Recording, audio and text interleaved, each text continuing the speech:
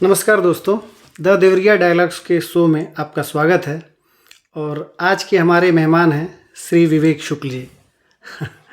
आपका स्वागत है हमारे शो में। Thank you Rajneesh.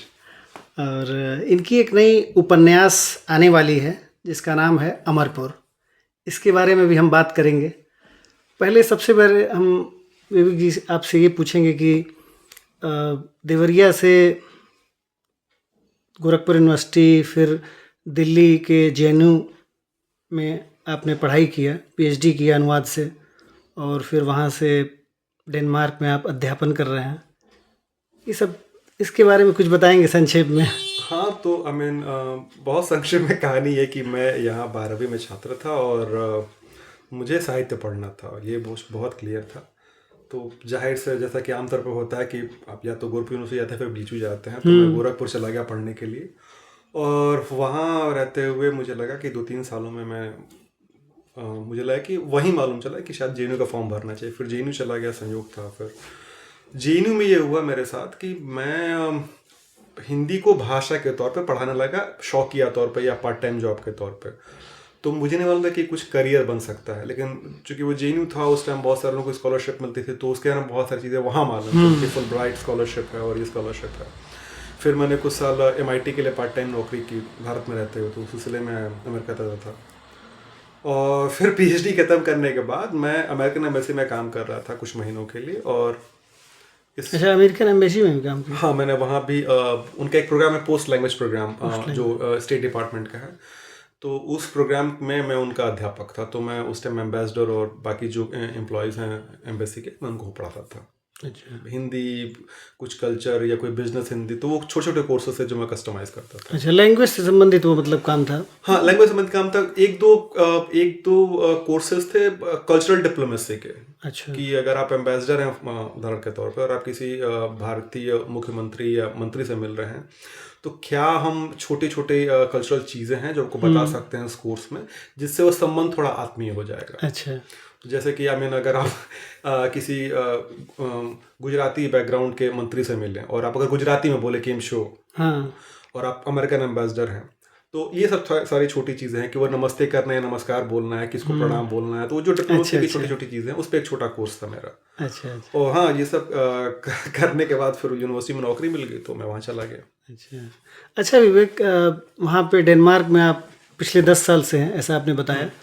तो ऐसा नहीं लगता है कि आपकी प्रतिभा या आपका जो भी क्वालिटी है वो भारत के काम आए? यहाँ पे कुछ करने का मौका मिलता है या यहाँ पे करते, ऐसा कुछ लगता है? हाँ, बिल्कुल लगता है, क्योंकि मैं हालांकि आप वहाँ कर रहे हैं, ये हमारे लिए प्रेरणा है और यहाँ के लोगों के लिए को प्रेरित करता है, ये बड़ी बात है। हाँ, लेकिन देखिए, जो विश्वविद्यालय की नौकरियां हैं वो भारत में करें या बाहर करें, 19-20 का फर्क है, लगभग चीज़ समान है। तो ये बिल्कुल सही बात है कि मेरी पहली चॉइस नहीं थी कि मैं भारत के बाहर जाऊं।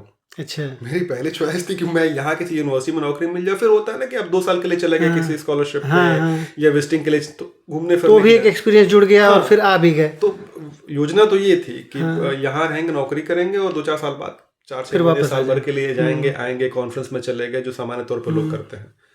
लेकिन अब या तो मेरा दुर्भाग्य है या भारतीय यूनिवर्सिटी का सौभाग्य है कि मुझे यहाँ नौकरी मिली नहीं। हालांकि मैंने 2-3 यूनिवर्सिटीज में अप्लाई किया था पीएचडी के दौरान और नहीं मिली, और ये मिल गई तो फिर मैं वहाँ चला गया। अच्छा। तो ये सिर्फ संयोग था, ऐसा कुछ नहीं था कि मैं बहुत प्लान कर रहा था। लेकिन हाँ, मैं अभी भी सोच रहा हूँ कि कुछ सालों बाद अब लौट आऊँ वापस।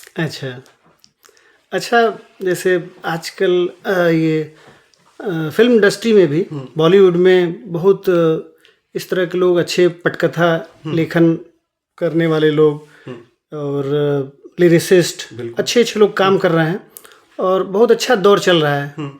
आप भी जान रहे होंगे, नए लोग अच्छा काम कर रहे हैं। तो उसमें भी ऐसा नहीं लगता है कि आपको भी उसमें, आप भी उसके बहुत ही अच्छे पात्र हैं और कुछ उसमें अच्छा कर सकते हैं? मैं भी ऐसा, मुझे लगता है कि ये आपका बड़प्पन है कि रजिश की आप ये कह रहे हैं, नवाजिश उसके लिए। नहीं, मतलब मुझे फिल्मी लेखन से कोई समस्या नहीं है। जैसे कि विमल चंद पांडे, जिन्होंने भी मध्यम बनाए, भोजपुरी की पहली साई-फाई, वो हिंदी के बड़े लेखक हैं, उन्होंने कुछ पटकथाएं भी लिखी हैं। उसके अलावा विपिन कुमार शर्मा हैं, वो भी काम कर रहे हैं। उनकी बहुत प्रसिद्ध कहानी बहेली एक बड़े कहानीकार हैं हिंदी के, बोधिसत्व तो है ही वहाँ पे, जो हिंदी के बड़े कवि हैं और वहाँ भी काम कर रहे हैं। तो ऐसे डॉक्टर सागर हैं हमारे विश्वविद्यालय के, तो ऐसे बहुत नामों की फहरिस्त है। हाँ, डॉक्टर सागर जी भी अच्छा काम कर रहे हैं बहुत इस अच्छा समय। काम कर रहे हैं। हालांकि मैं हमेशा कहता हूँ कि सागर भाई का जो बड़ा काम है वो भोजपुरी मानना चाहिए। वो भोजपुरी में कम लिखते हैं, उनको भोजपुरी में और लिखना चाहिए, वो भाषा और समृद्ध होगी। लेकिन पता नहीं, मुझे लगता है कि मैं एक तो मैं कविता मीटर में नहीं लिख पाऊंगा, जो बहुत अनिवार्य शर्त है लिरिक्स के लिए। नहीं, हालांकि कुछ कविताएं आपने अच्छी लिखी हैं, हाँ, जो लेकिन चर्चित भी रही हैं। छंद में नहीं है, छंदमुक्त कवि हूँ मैं। तो हाँ, लेकिन हाँ, मतलब ऐसा नहीं कि मैं सिनेमा को थोड़ा आलोचक के नजरे देखता हूँ। तो ऐसा नहीं कि वो नहीं लिखूंगा या नहीं लिखना चाहता हूँ, लेकिन अभी तक ऐसी कोई योजना नहीं है कि मैं सिनेमा के लिए लिखूँ, कि उसके लिए खास किस्म का टैलेंट चाहिए होता है और खास किस्म की पंक्चुअलिटी चाहिए होती है कि आप 2 दिन में, 10 दिन में, 20 दिन में या 2 महीने में, जो भी डेडलाइन है, आप उस पर डायलॉग डिलीवर कर सकें। और मेरे जैसे आलसी लोगों के लिए डेडलाइन वाला काम थोड़ा मुश्किल है। और हालांकि सिनेमा में इस समय अच्छा काम हो रहा है, बहुत अच्छा काम हो रहा है। हिंदी के जो अच्छे जानकार हैं, जो हिंदी में अच्छा कुछ लिख रहे हैं, वो लोग के लिए काफ़ी अच्छा इस समय फ्यूचर है और काम अच्छा कर रहे हैं। नहीं, मैंने अब इस पिछले साल गर्मियों में हमारे यहाँ एक समर यूनिवर्सिटी होती है, उस यूनिवर्सिटी में, उसमें मैंने एक कोर्स पढ़ाया बॉलीवुड के बारे में, Bollywood fantasy fandom and beyond. अच्छा, तो उसमें बॉलीवुड के अलग अलग ये आपके यूनिवर्सिटी वहाँ पे डेनमार्क में? ये कोर्स मैंने डिजाइन किया था और मैंने ही पढ़ाया है समर यूनिवर्सिटी में। कितने समय का कोर्स होता है? ये समर कोर्स था। तो ये है तो ये कोर्स 1 सेमेस्टर का, लेकिन अगर हमने पढ़ा है इसको 4 हफ्ते में, लेकिन 4 हफ्ते में फिर हम डेली क्लास करते थे कि 4 घंटे रोज की क्लास है। अच्छा, तो कॉम्पैक्ट है। अदरवाइज यही कोर्स अगले साल हम लॉन्च करेंगे तो हम एक पूरा सेमेस्टर के लिए लॉन्च करेंगे। तो ये 10 पॉइंट का कोर्स है। तो उस कोर्स में मैंने बॉलीवुड के तमाम सारे एस्पेक्ट्स के बारे में बातचीत की थी। और मैं ये बात बहुत दावे से कहता हूँ कि इधर पिछले 10-15 सालों में बॉलीवुड जिस तरह से मैच्योर किया है और जो उन्होंने सिनेमा बनाया है जेंडर इश्यूज के बारे में, वैसा मुझे वो जो फाइन बैलेंस है ना, वो मुझे दुनिया के बहुत कम सिनेमा में दिखता है। अच्छा, अगर मुझे 1-2 नाम लेना हो, फॉर एग्जाम्पल, अब चंडीगढ़ के आशिकी देखिए, वो पर्याप्त मसाला फिल्म है, लेकिन वो जिस टॉपिक पे है, उस टॉपिक को ऐसे ढंग से ट्रीट करना कि आपका सिनेमा आर्ट सिनेमा ना बन जाए और लोग कनेक्ट कर सकें, और लेकिन वो जो उस मुद्दे की सेंसिटिविटी है उससे भी कोई समझौता ना हो। इस तरह का फाइन बैलेंस जो है वो बहुत कम सिनेमा में, या तो वो बहुत क्लीश है या फिर वो बहुत अच्छा आर्ट सिनेमा है, ईरानी सिनेमा है, ऐसा बना हुआ। तो बॉलीवुड ने इधर इन दोनों कुछ बहुत सुंदर सिनेमा प्रोड्यूस किया और मैं बहुत उसको लेकर गर्वान्वित रहता हूँ कि ये हमने पहली बार किया या बॉलीवुड ने पहली बार आया है। निश्चित रूप से, ये बिल्कुल सही। अच्छा, अभी आप अपने उपन्यास के बारे में कुछ बताएं कि अमरपुर जो उपन्यास आपकी है, अभी वो रिलीज भी होने वाली है। तो क्या है इसमें, मतलब इसमें कुछ थोड़ा ही बताइए। मैं इसको एग्जैक्टली। तो किताब वाड़ी प्रकाशन से आ रही है और किताब शायद अगले महीने जनवरी में, जब हम नया साल आएगा तो नए साल में किताब आ रही है, जनवरी फरवरी जो भी हो जाए। किताब का नाम है अमरपुर। किताब एक छोटे काल्पनिक शहर की कहानी है जो देवरिया गोरखपुर के आसपास कहीं है। तो शहर काल्पनिक है लेकिन है पूर्वांचल में, और उस शहर में एक मठ है, कबीर मठ है वो, उसके एक महंत जी हैं जिनकी अपनी राजनीति है, शहर की अपनी राजनीति है। फिर विश्वविद्यालय है एक शहर में, उस विश्वविद्यालय में जो जो मुख्य पात्र है वो एक लड़की है जो कवि है, जो कविताएं लिखती हैं। फिर वो कैसे विश्वविद्यालय की राजनीति में आती है अचानक से, और फिर उसका साबका पड़ता है कि शहर की राजनीति कैसे जुड़ी हुई विश्वविद्यालय की राजनीति से। तो उस तमाम सारे जो स्पेसेस हैं, जो पुरुषों के लिए स्पेस हैं जहाँ पे आमतौर पर महिलाओं के लिए कोई जगह नहीं है, उस तमाम स्पेस में लड़की कैसे लड़कर अपना रास्ता बनाती है, तो वो कहानी मोटा मोटी उसके बारे में। अच्छा। तो जैसे मैंने इस किताब में कहीं किसी एक प्रसंग में लाइन है कि चुनाव में आदमी थे हिजड़े थे लेकिन औरतें नहीं थी। अच्छा। तो आज भी आप देखें जो हमारा मेन इलेक्शन सेटअप है उसमें क्या होता है कि अगर सीट रिजर्व ना हो तो आमतौर महिला चुनाव नहीं लड़ती हैं, पुरुष लड़ते हैं। कई बार किन्नर समाज के लोग भी लड़े हैं गोरखपुर से। तो वो उन सारे समस्याओं के बारे में, उसके बारे में बात करता है। और साथ में वो चूंकि मुख्य पात्र कवि है तो उसकी सेंसिटिविटी कविता के साथ भी है कि वो तो एक कवि हृदय का आदमी कैसे इन तमाम समस्याओं से डील करेगा एक ऐसे शहर में। किताब उसके बारे में। अच्छा, ये मतलब किताब आपने कहीं से प्रेरित होके प्रेरणा लेके लिखा था, या ये कल्पना है मन की, या कुछ आपके खुद के जीवन से कुछ जुड़ा हुआ कोई आई मीन कुछ इस तरह की कोई प्रसंग, या कोई वहाँ से कहीं इंस्पिरेशन मिला हो, कहीं से तो टच आपको किया होगा कि आपने इसको लिखा होगा। कोई भी किताब हाँ, उसको पूरी कल्पना में तो है नहीं, हाँ, पूरी हवा में नहीं लिखते हैं। नहीं, डिटेलिंग आमतौर पे आपके दोस्तों के जीवन की जी। होती है, तो आप किसी को जानते हो तो जो किताब की डिटेलिंग है वो तो जाहिर सी बात है कि अगल बगल से ली है। क्या हिट किया जो आपने ये इसको किताब का स्वरूप दिया, वही मेरा जानना था। असल में क्या है कि मैं पिछले 20 साल तो नहीं कहूँगा, लेकिन पिछले 15 सालों से मैं किताब लिखने की कोशिश कर रहा हूँ। और इन्हें कि ये किताब लिखने की कोशिश कर, तो मैंने कम से कम 5-6 अधूरी किताबें लिखी हैं। कोई 20 पन्ने, कोई 50 पन्ने, कोई 10 पन्ने। और वो मतलब जब शुरू किया तो ऐसे शुरू किया, फिर योजना थी कि इसको ऐसे लिखेंगे वैसे लिखेंगे। जैसे कि मैंने बहुत साल पहले जब समालोचन पे देवरिया पे जो गद्य लिखा था मैंने, मेरे ख्याल से देवरिया के बारे में पहला गद्य है। अच्छा। और शायद वो 2006-07 में समालोचन पे पहली बार आया था, अरुण देव संपादक हैं। तो असल में उस समय वो किताब एक उपन्यास लिखा जाना था देवरिया पे, लेकिन वो कभी नहीं कंप्लीट हुआ। तो एनीवेज, तो करते करते ये किताब जब लिखी जा रही तो मेरे दिमाग में इतना था कि अब ये मैं अच्छी बुरी जैसी भी होगी पूरी कर लूंगा, ये अधूरी नहीं रहेगी, ठीक है, बाकी बाद में सुधार होगा, लेकिन इसको कम से कम पूरा करना। तो ये किताब पूरी की है। और हाँ, इंस्पिरेशन ये थे कि कुछ तो कहानियाँ यहाँ वहाँ से थी, उसमें कुछ कल्पना का मिक्स है, और कुछ दोस्तों की ज़िंदगी की डिटेलिंग मैंने चुरा ली है। तो जाहिर सी बात है कि जब वो दोस्त पढ़ेंगे तो उनको पता चलेगा कि ये हिस्सा मैंने उनके जीवन को उठाया है। तो हाँ, सत्य है। लेकिन एक दो चीज़ों को लेकर जो मैं बहुत क्लियर था कि मतलब मैं किसके बारे में कहना चाहता हूँ, और मैं उस स्पेस के बारे में बात करना चाहता हूँ कि एक शहर में, एक यूनिवर्सिटी में जहाँ बहुत सारे पॉलिटिकल लेयर्स हैं, वहाँ पे किसी कवि के लिए कितना स्पेस है। और जो कवि हृदय आदमी है, जो कविताएं लिखता है, लड़का हो या लड़की हो, उसके लिए कितना मुश्किल है आज की राजनीति में अपने लिए रास्ता बनाना है, क्योंकि आपकी वैल्यूज़ कुछ और हैं, राजनीति की मांग कुछ और है। तो ये मुझे बहुत क्लियर था कि मैं इस स्ट्रगल के बारे में लिखना चाहता हूँ जो भीतर चल रहा है, और वो कैसे बाहर की जो राजनीति है उससे डील हो रही है। आई होप सो आपकी किताब ज़्यादा से ज़्यादा लोग पढ़ें, और मैं भी पढ़ूंगा। थैंक यू वेरी मच, मेरी शुभकामना है। अच्छा, देवरिया में नागरी प्रचारणी सभा हिंदी के लिए निरंतर काम करती रहती है। प्रतिवर्ष विदेशों से, कनाडा और इंग्लैंड, कहाँ से लोगों को सम्मानित भी किया सभा ने। तो इसको किस तरह से आप, मतलब उसको कुछ नागरी प्रचारणी के लिए आप कुछ कहना चाहेंगे? हाँ, इस दिशा में मैं कुछ नई पहल करना या कुछ उस तरह की उसको। तो आई मीन, देवरिया में जो भी लड़का पैदा हुआ है, जो भी यहाँ लड़का लड़की जो भी यहाँ पला बढ़ा है, उसके लिए, और अगर आपकी थोड़ी भी दिलचस्पी किसी सांस्कृतिक कर्म में है, वो लिखना पढ़ना हो, गीत हो, नाटक हो, तो आपका एक ड्रीम जैसा रहता है कि मतलब मैं एक बार नागरिक प्रचारणी के सभागार में मंच पे कुछ कर दूं। कोई कविता है, कोई कहानी है, कोई नाटक है। तो नागरिक प्रचारणी तो बहुत सालों से काम कर ही रही है, तमाम प्रतियोगिताएं करवाना, पहुंचना। और मुझे अभी तो नहीं पता, लेकिन मतलब जब मैं यहाँ पढ़ता था तो उनका पुस्तकालय बहुत समृद्ध हुआ करता था। तो आप एक वो जगह भी थी आपके लिए कि अगर आपके घर में कोई समस्या, आप नहीं पढ़ पा रहे हैं, बहुत हल्ला हो रहा है, बहुत शोर हो रहा है, तो आप कम से कम 3-4 अखबार, 2-3 मैगजीन, वो एक एटमॉस्फेयर वो देता था शुरू से। हाँ, तो नागरिक प्रचारणी इस सालों से अच्छा बहुत काम कर रहा है।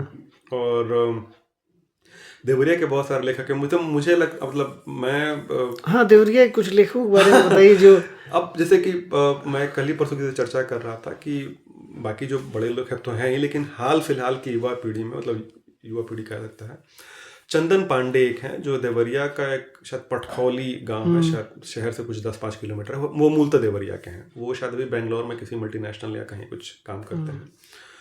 उनके 2 उपन्यास आए हैं, कीर्तिगान और वैधानिक गल्प।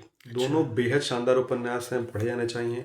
और शायद कीर्तिगान को, जो उनका दूसरा उपन्यास है, उसको अनुवाद के लिए ग्रांट भी मिला है। उस ग्रांट का नाम भूल रहा हूँ, लेकिन वो अंतर्राष्ट्रीय पुरस्कार है उसके अनुवाद के लिए। तो उसका अनुवाद भी अंग्रेजी में हो रहा है। उनका एक कहानी संग्रह भी अभी आया है हालिया, जो मैंने अभी पढ़ा नहीं है।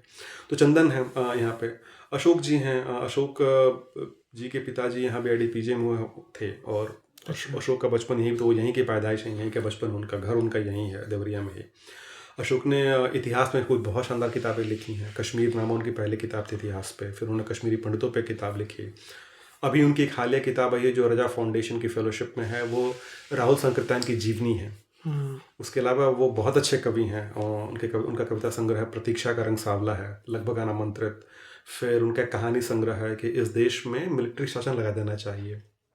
तो अभी मतलब, और ये तो मैं मशहूर लोगों की बात कर रहा हूँ, इसके अलावा मतलब मेरे ऐसे बहुत सारे लोग हैं जो लिख पढ़ रहे हैं, लेकिन कम से कम कथा में और कथेतर में ये दो नाम तो मैं ले ही सकता हूँ, चंदन के और अशोक जी के, कि जो बहुत अच्छा कर रहे हैं। तो मुझे तो बहुत खुशी हुई कि नागरिक प्रचारणी में कुछ आयोजन है जिसमें शहर के जो ये जो लेखक हैं इनको बुलाया जाए और उनसे और उनके बारे में कुछ बातचीत हो, उनको अप्रिशिएट किया जाता है, उनको उससे प्रेरित किया जाता है। तो क्योंकि वो जो अपने शहर में अगर आपको अपने शहर में जो सम्मान मिला और अगर नागरिक प्रचारणी से मिल रहा है, हाँ, तो वो कई बहुत सारे जो बड़े पुरस्कार हैं उनसे ज्यादा ऊंचा कद हो। हाँ। तो मैंने बोला कि जैसे हर बच्चे की तमन्ना होती है कि वो मैं नागरिक प्रचारणी के मंच पे कुछ कर दूं, वैसे मुझे लगता है कि शायद देवरिया के हर कवि लेखक की इच्छा होती होगी कि मुझे प्रचारणी में सम्मानित किया जाए, उस सभा में चला जाऊं, वहां मुझे कोई बुलाए। अच्छा, देवरिया के कुछ युवाओं के लिए कुछ आपका संदेश मैं चाहूँगा। भले से आपको लगता हो कि आपने कुछ ऐसा कुछ नहीं खास किया है, लेकिन तमाम लोगों के, नए बच्चों के सपने होते हैं अच्छा पढ़ना, अच्छे कॉलेज में पढ़ना, फिर कहीं बाहर जाके कुछ करना। तो ऐसा आप कर रहे हैं, अच्छी जगह से पढ़ा आपने और भारत से बाहर आप एक सम्मानजनक काम कर रहे हैं। ये बहुतों के लिए प्रेरणा की बात है। तो उनके लिए कुछ नहीं, मतलब संदेश तो क्या हम दे सकते हैं। मुझे लगता है कि ये जो नई पीढ़ी है, जो 20-22 साल के लोग हैं, वो मैं उनसे बहुत खुश रहता हूँ और खुश, और इसलिए कि पढ़ाने लिखाने के क्रम में मेरा रोज का उनसे वास्ता पड़ता है, क्योंकि मेरे छात्र लगभग उसी उम्र के हैं। तो और मेरे जो भांजे भतीजे परिवार के बच्चे उनको भी देखता हूँ, तो एक तो मुझे बहुत अच्छा लगता है कि ये जो नई पीढ़ी है वो बहुत क्लियर है, उसको बहुत सारी चीज़ें पता है, और जीवन के तमाम सारे क्षेत्रों में मेरी पीढ़ी या मुझसे पहले से पीढ़ी की जो थी वो उससे ज़्यादा प्रोग्रेसिव है, प्रगतिशील है। तो वो मुझे बहुत अच्छा लगता है ये सब देखते हुए। शिकायत थोड़ी ये रहती है कि बहुत हड़बड़ी में है, तो ये बहुत अच्छा नोटिस किया आपने कि बहुत हड़बड़ी है, उनको सब कुछ पेशेंस की थोड़ी कमी है। पेशेंस की कमी है। हालांकि मुझे लगता है कि वो हर पीढ़ी की शिकायत है, शायद मेरे पिता की पीढ़ी अनमैच्योरिटी में कम उम्र में होता भी है। होता भी है। दूसरा ये है कि मैं जैसे उनसे कई बार बोलता हूँ कि अभी का मत देखो, 10 साल बाद का सोचो, क्योंकि जब हम 10वीं 12वीं में थे तब दुनिया बहुत स्लो बदली है और अभी दुनिया बहुत तेज बदल रही है।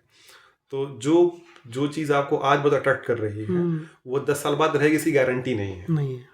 या आप कुछ बहुत अच्छा कर रहे होंगे आज की डेट में, बट 10 साल बाद वो रहेगा नहीं रहेगा उसकी।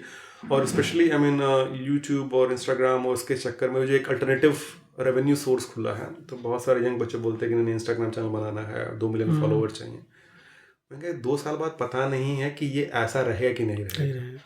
तो अगर आपने कुछ ढंग की पढ़ाई लिखाई कर ली है, जो भी आपको पसंद है, हिंदी हो, फिजिक्स हो, केमिस्ट्री हो, तो कम से कम आपके पास अपना कुछ है और वो ज्ञान कहीं नहीं जाएगा। तो मैं हमेशा बोलता हूँ अपने घर के बच्चों से भी कि हाँ, ये सब कीजिए, करते रहिए, कोई समस्या नहीं है, लेकिन थोड़ा रुक करके और जो भी विषय पसंद है, जो भी जिसमें भी मन लगता है, जिसमें दिलचस्पी हो, काम जो भी है, वो हिंदी हो, उर्दू हो, फिजिक्स हो, केमिस्ट्री हो, कुछ पढ़िए। एक किसी विषय पे आपका कुछ होना चाहिए कि ये मुझे पसंद है, मैं इसके बारे में जानता हूँ। वो थिएटर हो सकता है, म्यूजिक हो सकता है, कुछ भी हो सकता है। तो ये है।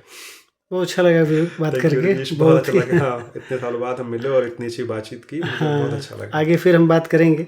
तो आज का शो हम यहीं पे समाप्त करेंगे, और समाप्त होने के पहले मैं आपसे कहूँगा कि आप हमारे चैनल को सब्सक्राइब करें, बेल आइकन दबाएं, ताकि आपको अगला शो हमें देखने को मिले, और लाइक करें, शेयर करें। हाँ विवेक जी, आप कुछ मैं भी यही बात करने वाला था, और उसमें मैं जाते जाते एक बात जोड़ दूं कि हिंदी दिवस आने वाला है, विश्व हिंदी दिवस। हाँ, तो आपको विश्व हिंदी दिवस की बहुत बहुत शुभकामनाएं। आपको विवेक, और आप सबको भी, देखने वालों को भी उम्मीद है कि आपका विश्व हिंदी दिवस हिंदी की ताजगी से भरा होगा।